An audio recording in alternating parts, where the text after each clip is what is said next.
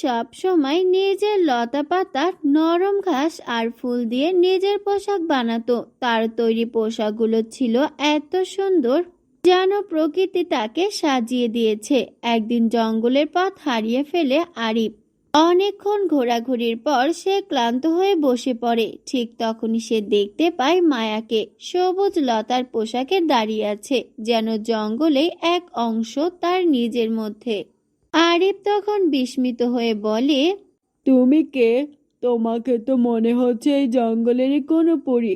আমি অনেক পথ হারিয়ে ফেলেছি। তুমি কি আমাকে একটু সাহায্য করতে পারো?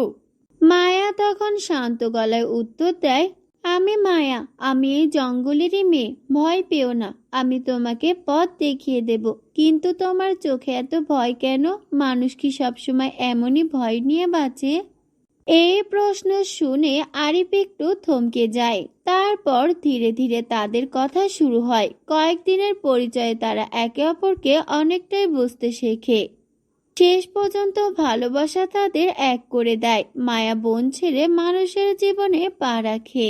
কিন্তু জীবনের শুরুটা ছিল খুব কঠিন। ছোট্ট কুঁড়ে ঘর, অল্প খাবার, প্রতিদিনের হিসাবে সবকিছু মায়ার কাছে নতুন। সে চুপচাপ সব দেখে, শেখে, বোঝার চেষ্টা করে।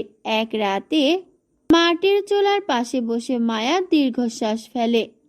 আমি ভাবতাম মানুষের জীবন খুব সুন্দর, খুব সহজ হবে, কিন্তু এখানে তো প্রতিদিন একটা নতুন চিন্তা। আজ কি খাবো, কাল কি হবে।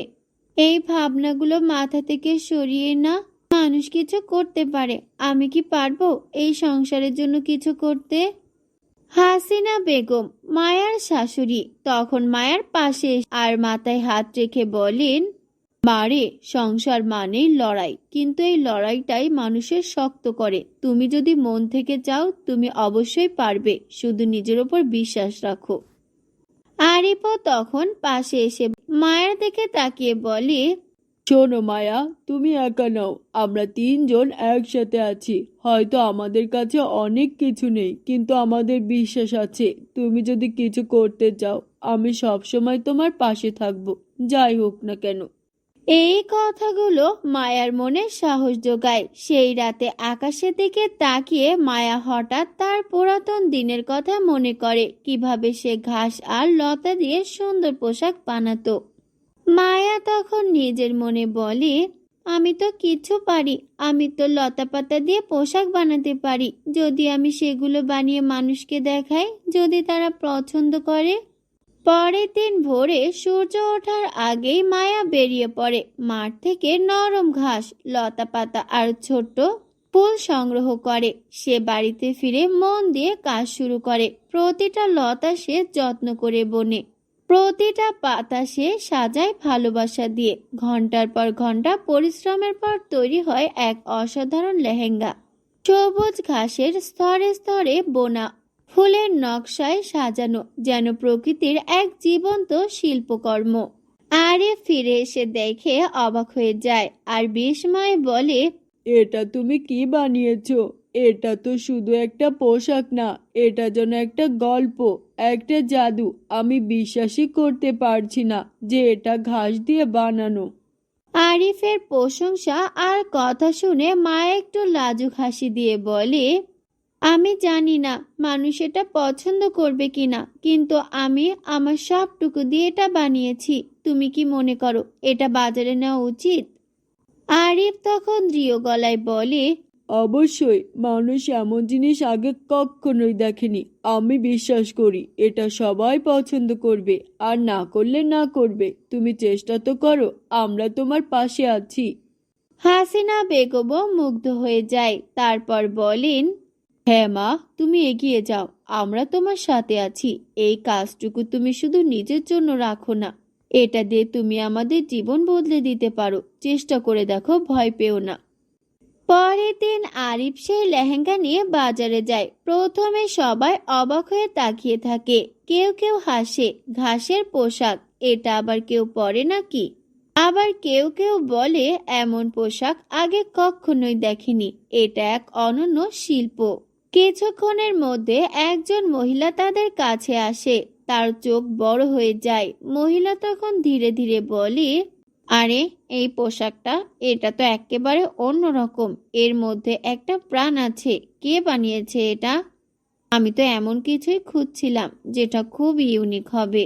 মহিলার কথা শুনে আরিফ তখন গর্ব করে বলে, আমার স্ত্রী বানিয়েছে, সে বন থেকে এসেছে, এটাই তার শিল্প, নিজে হাতে তৈরি করেছে সে। মহিলা তখন মুগ্ধ হয়ে বলে, আমি এটা কিনতে চাই। আর যদি এমন আরো থাকে আমি সেগুলোও নিব। আমার অনেক অনেক পোশাক চাই, এমন ইউনিক আর সুন্দর। এটা একটা শিল্প, আমি এটা ধরে রাখতে চাই, সবার কাছে এর পরিচিতি তুলে ধরতে চাই। আরিফ খুশি মনে অর্ডার নিয়ে নেয় আর মায়া এই কথা শুনে আরো খুশি হয়ে যায়। এভাবেই শুরু হয় মায়ার যাত্রা। প্রতিদিন সে নতুন নতুন ডিজাইন বানাতে থাকে। কখনো সে লেহেঙ্গার সাথে ফুলের মুকুট বানায়, কখনো পাতার ওড়না। তার কাজের খবর ধীরে ধীরে ছড়িয়ে পড়ে। এমনই একদিন এক ধনী ব্যবসায়ী এসে বলে, তোমরা এই কাজ শুধু বাজারে বিক্রি করার মতো না, এটা অনেক বড় জায়গায় পৌঁছাতে পারে। তুমি যদি চাও আমি তোমাকে সাহায্য করতে পারি এই কাজকে আরো বড় করতে। মায়া তখন একটু ভেবে বলে, আমি বড় হতে চাই না, কিন্তু আমি আমার কাজের সরলতা হারাতে চাই না। এই লতা পাতার মধ্যেই আমার প্রাণ আছে, যদি সেটা বজায় থাকে তাহলেই আমি এগোতে চাই। এভাবে বছর ঘুরতে না ঘুরতে তাদের জীবন বদলে যায়। ছোট্ট কুঁড়ে ঘরের জায়গায় সুন্দর বাড়ি হয়, অভাবের জায়গায় আসে সচ্ছলতা। কিন্তু মায়া কখনোই ভুলে যায় না তার শিকড়। বন্ধুরা, তোমরা যারা যারা তোমাদের নাম দিয়ে মজার মজার গল্প শুনতে চাও তারা এখনই তোমাদের নামগুলো কমেন্ট বক্সে লিখে জানাও। আমরা পরবর্তী গল্পে তোমাদের নাম ব্যবহার করব। আর এখনো যারা আমাদের চ্যানেলটিকে সাবস্ক্রাইব করনি তারা তাড়াতাড়ি চ্যানেলটিকে সাবস্ক্রাইব করে দাও আর আমাদেরই পাশে থেকো।